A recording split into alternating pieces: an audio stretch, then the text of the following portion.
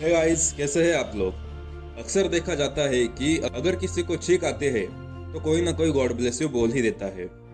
इसके पीछे की अलग अलग बातें बताई जाती हैं, जैसे कि छींक आने के दौरान आपके दिल की धड़कन रुक जाती है, या आपके आगे पीछे आपके बारे में कोई भला बुरा बातें कर रहा है तो कोई इसे अच्छा मानता है तो कोई अपशकुन। लेकिन क्या आप जानते हैं कि गॉड ब्लेस यू बोलने की शुरुआत रोम से हुई है। जब रोम में बुबोनिक प्लेग नाम की बीमारी ने आतंक मचाया था, जिसमें खांसने और छींकने की वजह से लोगों की जान जाती थी, तब पोप ग्रेगरी ने व्यक्ति के छींकने के बाद गॉड ब्लेस यू कहने का सुझाव दिया था।